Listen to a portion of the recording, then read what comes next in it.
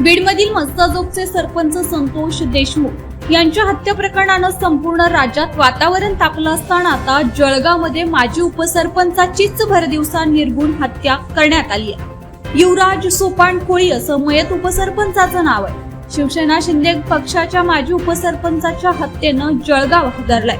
याबाबत माहिती अशी की आज सकाळी 8 वाजण्याच्या सुमारास माजी उपसरपंच युवराज कोळी यांच्यावर गावातीलच तिघांनी हल्ला चढवला। चाकू आणि चॉपरनं त्यांच्यावर वार केल्यानं कोळी हे प्रचंड जखमी होऊन रक्ताच्या थारोळ्यात खाली कोसळले आणि त्यांचा दुर्दैवी मृत्यू झाला। या घटनेने परिसरात प्रचंड खळबळ उडाली। कुणाचं नेमकं कारण अद्यापही समोर आलेलं नाही। या प्रकरणी पोलिसात गुन्हा दाखल करण्यात आला असून पोलीस मारेकऱ्यांचा शोध घेत आहेत। माजी उपसरपंचाची हत्या करणाऱ्या 3ही मारेकऱ्यांचा कसून शोध पोलिसांकडून घेतला जातोय।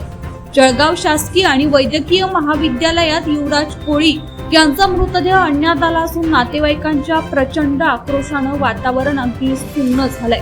या घटनेचा पुढील तपास पोलीस करत आहेत।